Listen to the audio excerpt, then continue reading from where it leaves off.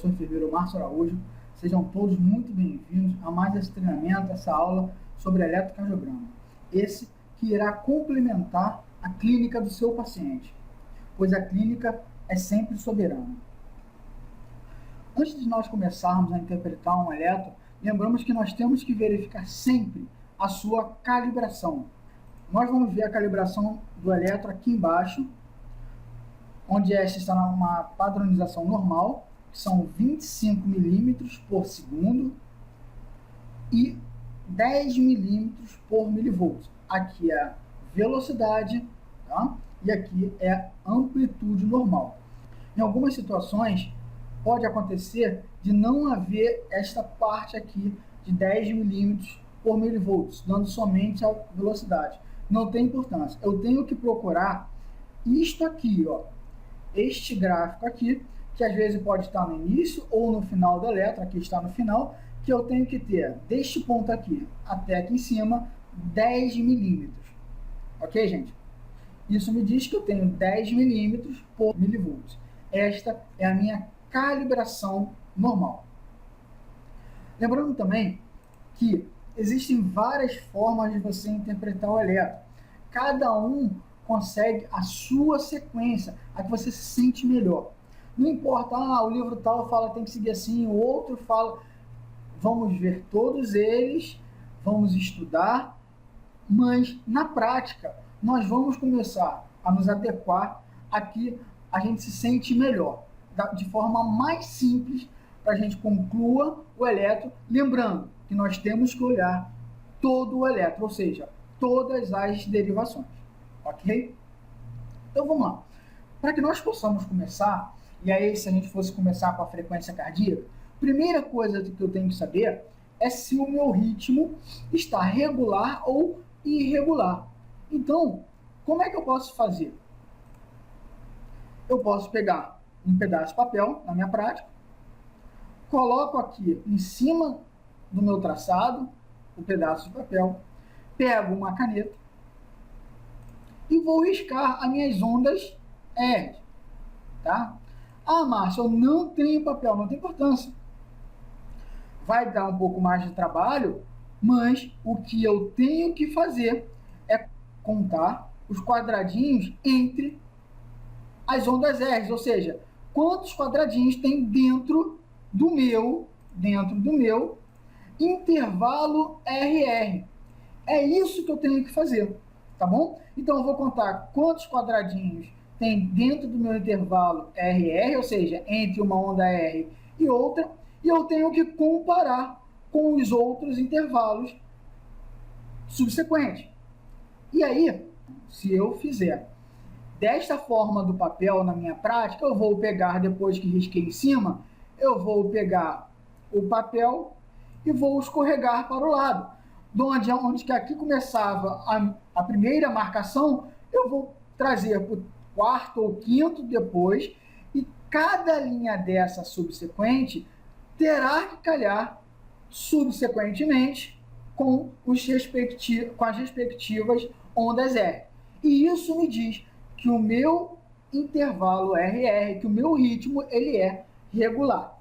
Lembrando que eu posso ter uma variação de 0,06 segundos, se vocês preferirem 60 milissegundos, até 0,08 segundos, ou 80 milissegundos.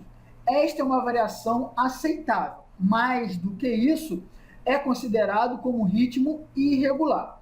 Bem, aqui nós vimos que o ritmo está regular, ok? O ritmo está regular. Se o ritmo está regular, o que eu posso ver é se tem algum intervalo RR onde as suas ondas R calhem em cima de uma linha mais grossa, como aqui, ó. Opa, aqui caiu, ó. Minha onda R calhou de estar em cima de uma linha mais grossa, como aqui, ó. Márcio, por que você está vendo isso? Porque vendo isso, se tem o meu intervalo RR, cada onda R do meu intervalo estiver em cima de uma linha mais grossa, eu não preciso mais contar 1.500 e dividir pelo número de quadradinhos. O que eu vou fazer é o quê? Eu vou contar quantos quadrados grandes eu tenho,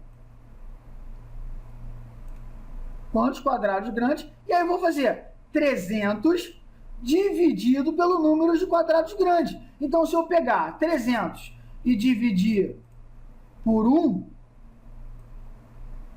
vai ser igual a 300. 300 dividido por 2 será igual a 150. 300 dividido por 3, 100. 300 dividido por 4, 75.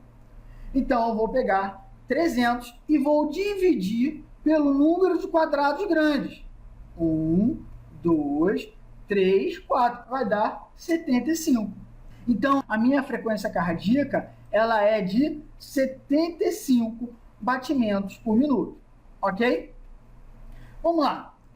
Agora eu vou ver o quê? O eixo cardíaco. Lembrando que o eixo cardíaco, eu só uso o plano frontal. Eu não utilizo o plano horizontal. Então, eu vou chegar aqui e vou tirar o plano frontal. Márcio, por que você está fazendo isso? Para eu poder fazer o meu sistema hexagonal. Com a prática, eu acredito, se você acompanhou os outros 2 elétrons das 2 últimas semanas e você praticou, você está quase, se não estiver já fazendo, sem o sistema hexagonal. Porque com a prática, você não mais precisará usar o sistema hexagonal. Ok? Então aqui, ó, mais uma, outra aqui, mais uma aqui, e para finalizar, pá, pronto, está pronto o meu sistema hexagonal. Hexagonal porque são 6 derivações, D1, D2 e D3, AVR, AVL e AVF. D1, D2, D3, AVR, AVL e AVF. Ok? Então, a partir do sistema hexagonal, nós vamos ver o eixo cardíaco, a chamada deambulação, que nada mais é do que a prática para se determinar o eixo cardíaco. Ok. Bem, ao iniciarmos a deambulação, a sua primeira etapa é achar quem? O quadrante de base. E para achar o quadrante de base, nós utilizamos 2 derivações. Primeiro, a derivação D1, que ao olharmos para D1, nós queremos saber se está positivo, ou seja, na ponta da flecha sempre ao destino, ou seja, positivo, que está para a esquerda, de AVF, ou se D1 está negativo, para a direita de AVF. Estou vendo a origem, então a D1 aqui é negativo. Para isso, eu preciso olhar a minha derivação D1. E quando eu olho para a minha derivação D1, eu percebo que a minha derivação, apesar da sua baixa amplitude, ela está mais positiva, predominantemente positivo. Então, se D1 no elétron está positivo, vai estar para a esquerda de AVF. Então, D1 positivo é para a esquerda de AVF, tá? A outra derivação que eu vou pegar é a derivação AVF.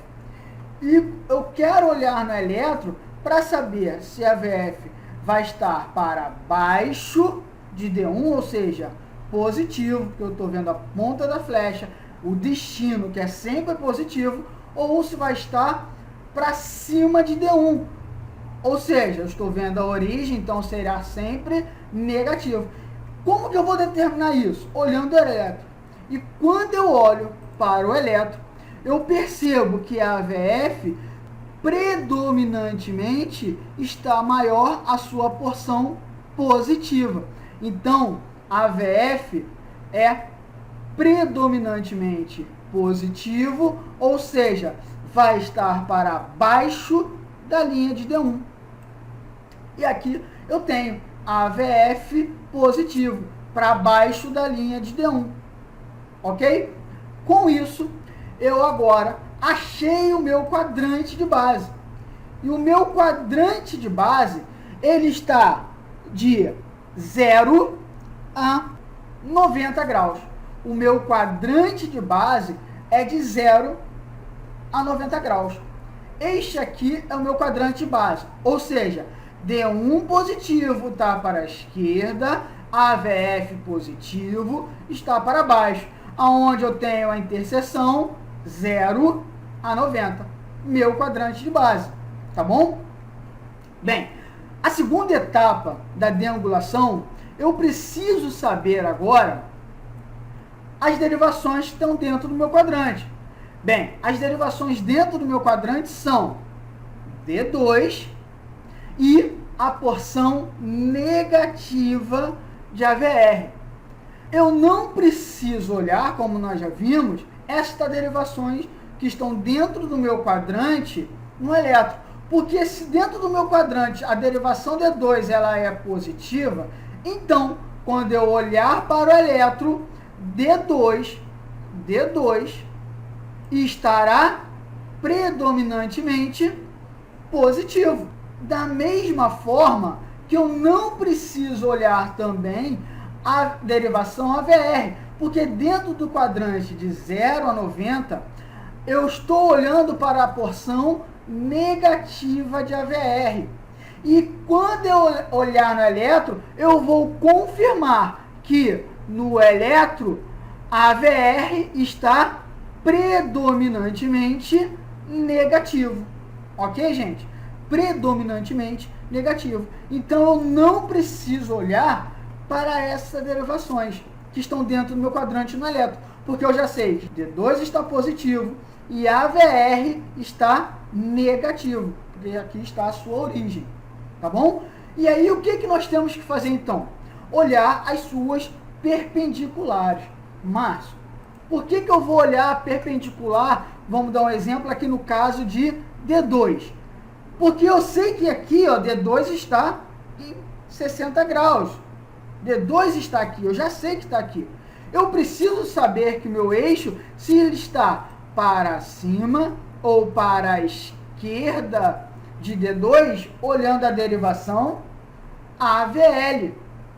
Da mesma forma, eu preciso, ainda vendo a perpendicular de D2, que é a AVL, saber se a AVL, o eixo está para baixo ou para a direita de D2, se a AVL estiver negativo. Ok? Então, vamos lá. Da mesma forma, a derivação AVR, né? Aqui dentro está a sua porção negativa. Eu vou olhar para a perpendicular de AVR, que é a derivação D3. E eu quero saber se esta derivação, que eu estou olhando agora no elétron, D3, que é a perpendicular da derivação que está dentro do quadrante, se está positiva, ou seja, para baixo da linha de AVR, ou se está para cima da linha de AVR, se D3 estiver negativo. Porque dessa linha para cá, D3 vai ser negativo. Ok? Então, vamos lá. Vamos escolher, por exemplo, a derivação AVR. Eu olho para a AVR no elétron? Não, eu vou olhar a sua perpendicular. E qual é a perpendicular de AVR? A perpendicular de AVR é a derivação D3. E quando eu olho para D3, eu vejo que predominantemente D3 está mais positivo do que negativo. Ou seja, ele está maior para cima da linha de base, para o lado positivo, do que para baixo, para o lado negativo. Então, D3 está predominantemente positivo. Ou seja, ele está da linha de AVR, se está positivo, ele está da linha de AVR para baixo. Ele está da linha de AVR para baixo. Márcio, por que tu não botou retinho aqui? Porque ele só pode chegar até 90 graus. Porque D1 está positivo, ou seja, está da linha de AVR para a esquerda. Acabou? Não, não é uma variação de 30 em 30 graus? Então, agora aqui nós temos 60 graus. Então, eu posso dizer agora que o meu eixo cardíaco, ele não mais está de 0 a 90, mas agora ele está de 30 a 90 graus. Ah, tem 60 graus, de 30 a 90 tem 60 graus. Então, vamos ver agora a derivação que está dentro do quadrante, que é a derivação D2. Vamos olhar ela na letra? Não, nós vamos pegar a sua perpendicular. E a perpendicular de D2 é a derivação AVL. E aí, quando eu olho para a AVL, olha o que acontece.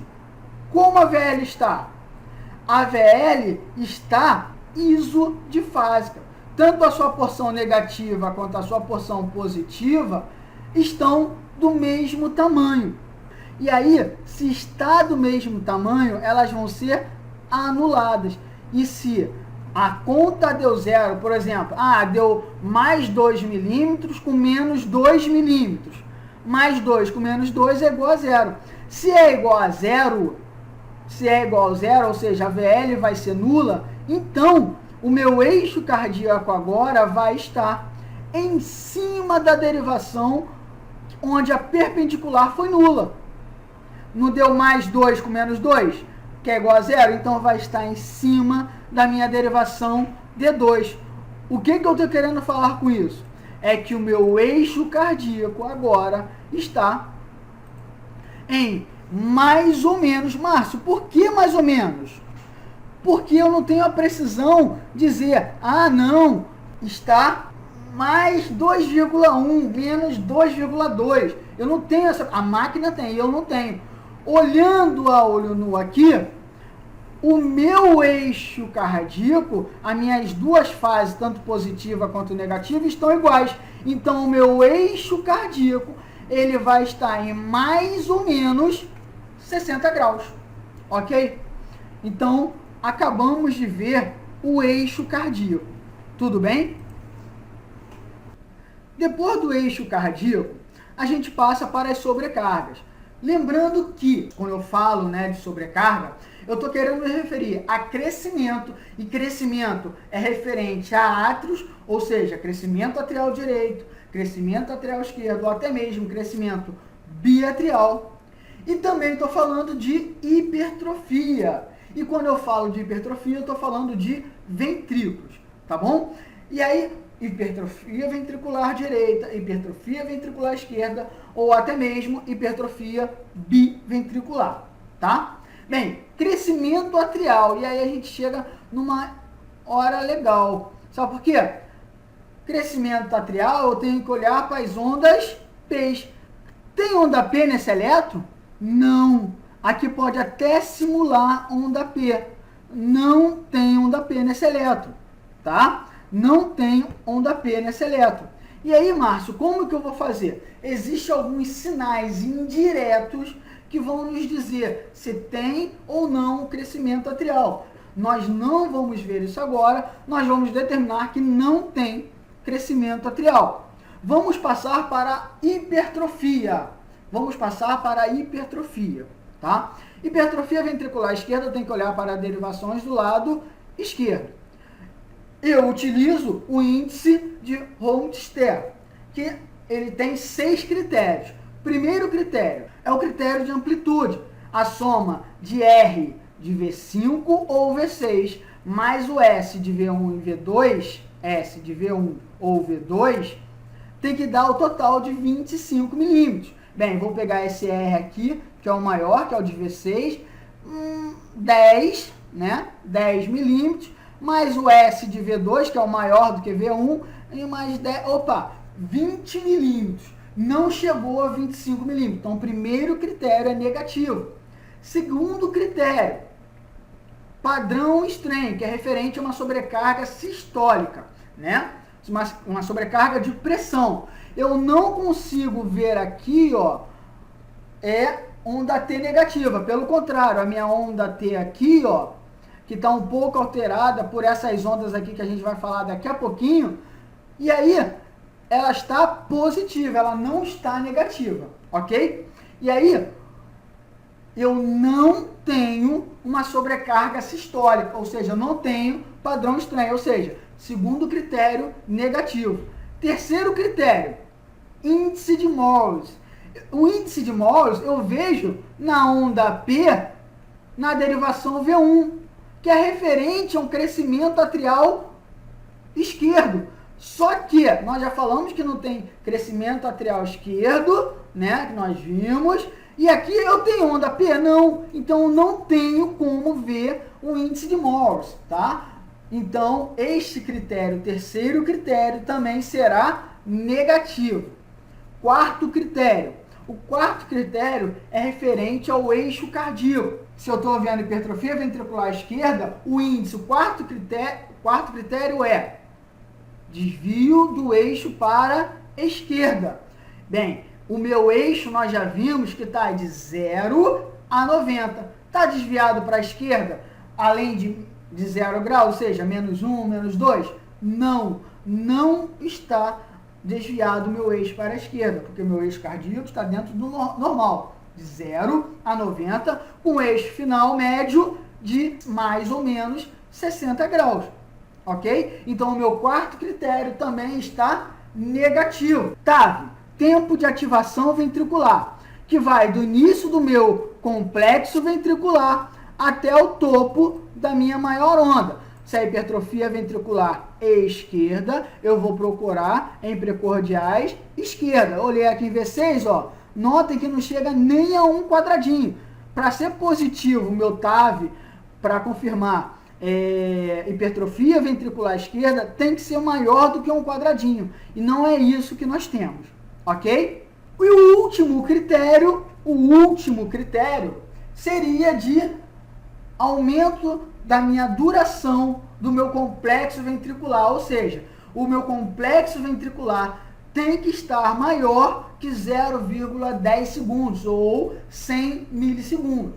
Bem, vamos dar uma olhadinha aqui, porque é uma coisa muito importante nós darmos uma olhada aqui. Se nós pegássemos o início do complexo ventricular, que está mais ou menos aqui, onde seria o final do meu complexo? Bem, nós poderíamos falar que seria aqui, ó, neste ponto aqui, ó. Porém, se eu colocasse neste ponto aqui, seria um erro, porque isto aqui, ó, não é uma onda R final. Isto daqui são essas ondinhas aqui, ó, que alteraram o final do meu complexo ventricular. Da mesma forma, aqui, ó, quando a gente pega aqui em V4, olha aqui isso daqui. Isso daqui não é uma onda R final. Isso daqui é esta onda X, que a gente já vai falar dela daqui a pouquinho, tá? Alterando o final do meu complexo ventricular, tá? Então, eu não posso considerar este final aqui sendo o final do meu complexo ventricular. Então, o meu início é aqui e o meu final é aqui. Bem, aumento da minha duração é 0,10 segundos, 100 milissegundos, 2 quadradinhos e meio. Porém, quando a gente olha para a derivação V6, a gente nota que quase não chega a 2 quadradinhos, ou chega a 2 quadradinhos, tá bom? Esta é a duração do meu complexo ventricular, o meu QRS, que não está alargado, tá? Ele não está alargado no meu complexo ventricular, tá bom? Então, nós já vimos que não tem hipertrofia ventricular esquerda. E hipertrofia ventricular direita? Bem, amplitude S aumentada, sem TR aqui, aumentado também? Não, não tenho esse critério.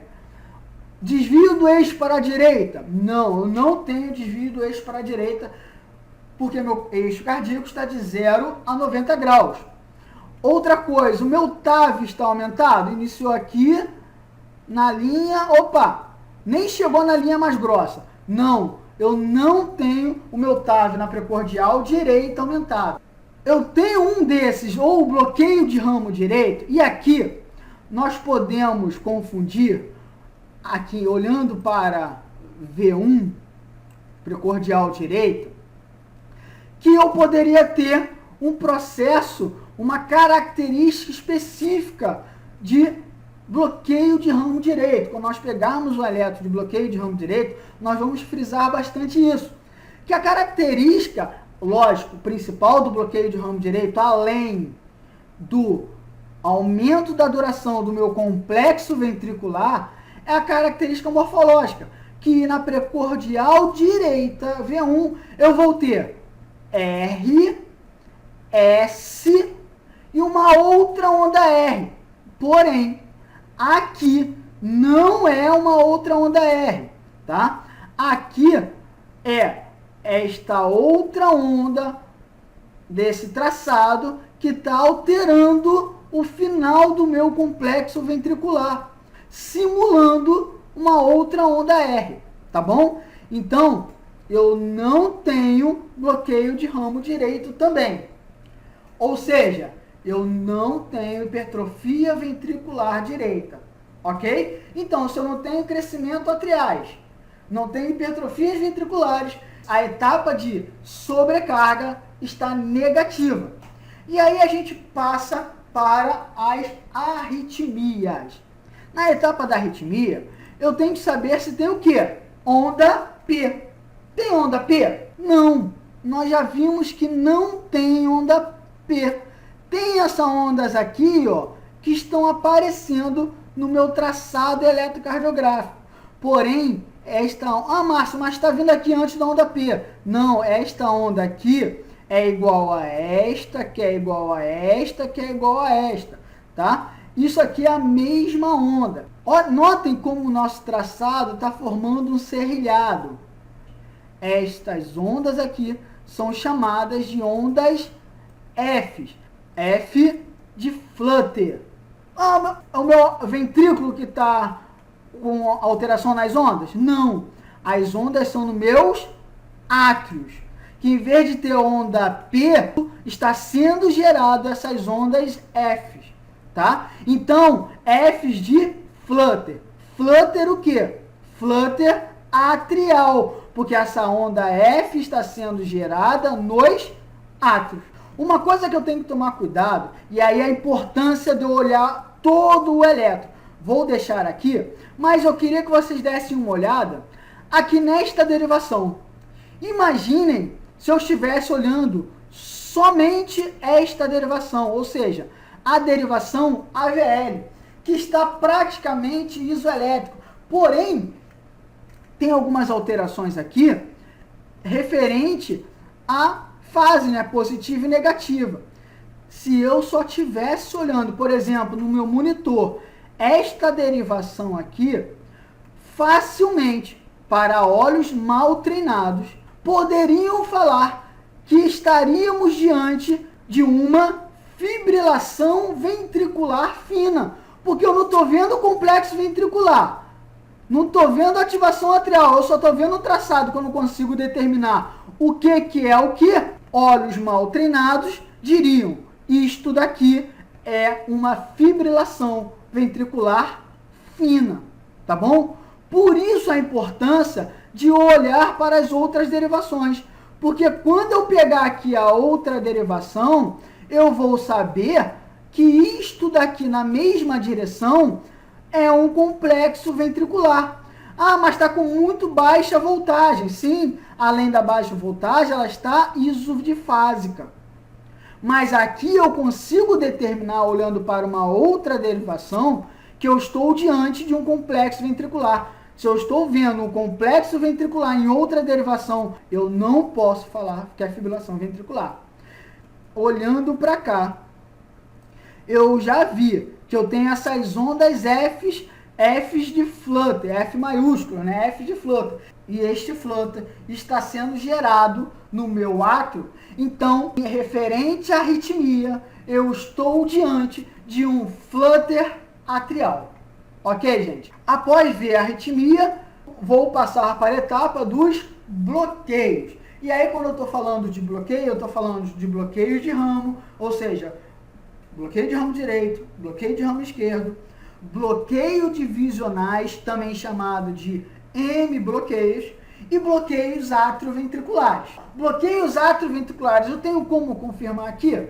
Não. Se eu não tenho onda P, para saber se meu intervalo PR está aumentado, para saber se eu tenho alguma onda P bloqueada, eu não tenho onda P para saber a velocidade da minha onda P, comparando com a velocidade no meu complexo ventricular, eu não tenho, entre aspas, um bloqueio atrioventricular, seja qual o grau dele, primeiro, segundo ou terceiro grau, ok? Bloqueios divisionais. Bloqueios divisionais são aqueles, os hemibloqueios, são aqueles que alteram o meu eixo cardíaco. Nós já podemos falar que eu não tenho bloqueio divisional ou hemibloqueio, porque o meu eixo cardíaco está dentro do meu quadrante normal, ou seja, de 0 a 90, e o meu eixo cardíaco está em 60 graus. Então eu não tenho bloqueio divisional, tá bom? Bloqueio de ramo. Bloqueio de ramo é aquele que eu vejo a duração do meu complexo ventricular, que nós vimos já quando nós fomos ver se tinha ou não hipertrofia, e nós vimos que não está aumentado a duração do meu complexo ventricular, ou seja, eu não tenho bloqueio de ramo, tá? E aí, a gente passa para a etapa de isquemia, ou seja, de infarto, né? Infarto agudo, procurar infarto agudo do miocárdio. E nessa etapa tem uma situação muito interessante. Por quê? A primeira etapa é isquemia, e a gente vê na onda T. Esta onda T aqui, ó, ela está em duas derivações contíguas até, que a gente pode falar, está tendendo à simetria, ou seja, rampa ascendente lenta, descendente também lenta, ou seja, onda T simétrica. Porém, essa simetria pode ser devido a ondas F de flutter que estão apiculando e por isso estão tendendo à simetria, tá bom? Na lesão eu vou olhar para o meu segmento ST e quando eu olho para o meu segmento ST, eu vejo aqui, ó, que não tem alteração no meu segmento ST. Ele não está para cima da minha linha de base, ou seja, eu não tenho supradesnível do segmento ST e eu também não tenho infradesnível do meu segmento ST, tá bom? Então, eu não tenho nenhuma alteração referente à lesão nesse meu eletro. E na última etapa do infarto agudo, seria a fase de necrose, que altera o complexo ventricular, formando uma onda Q alargada, tá? Eu não tenho esta onda Q alargada, tá? Vamos ver, aqui também tem, ó. Aqui até aparece uma onda Q, mas pode ser o final da onda F de flutter, tá? Da mesma forma aqui, tá bom? Mas do mesmo jeito, eu não tenho onda Q alargada, tá? Então, referente a infarto de alteração eletrocardiograma, das etapas isquemia, lesão, necrose, eu não tenho alteração. Porém, toda e qualquer tipo de arritmia pode ser a única apresentação do infarto. Ah, Márcio, aqui neste eletro, nós estamos diante de um flutter atrial. O paciente pode estar infartando? Sim, ele pode estar infartando. Como é que eu vou saber? Primeiramente, eu tenho que olhar a clínica do paciente e aí associar, complementar a clínica do paciente com o exame complementar, no caso que a gente está falando, o eletrocardiograma. Então, nós temos que ter isso em mente. Toda e qualquer alteração, arritmia, pode ser a única apresentação eletrocardiográfica do infarto, ok? Então, só porque não tem onda T apiculado, simétrica, não tem supra ou infradesnível do segmento SD, eu não tenho uma onda Q que está marcada como patológica, mas eu tenho uma arritmia, esta alteração, essa arritmia, pode ser a única apresentação do infarto agudo do miocárdio. Ok, gente? Bem, e aí a gente passaria para a etapa do laudo, né, eletrocardiográfico, lembrando que laudo quem dá é médico, Mas eu sou enfermeiro e fisioterapeuta, vai dar laudo? Não, vai dar a sua impressão eletrocardiográfica. E é isso que tem que estar evoluído. Bem, qual seria então o laudo, a impressão eletrocardiográfica neste caso? Neste caso específico, o laudo, a impressão eletrocardiográfica seria de flutter atrial com variação 4:1. Márcio, como assim 4:1? Porque eu tenho 4 ativação atrial para uma ativação ventricular. Então, o laudo a impressão eletrocardiográfica seria flutter atrial 4:1. Lembrando que aqui, ó, está alterando a onda T, alterando a onda T, alterando a onda T. Então, a impressão, o laudo eletrocardiográfico seria flutter atrial 4:1. Tá bom, gente?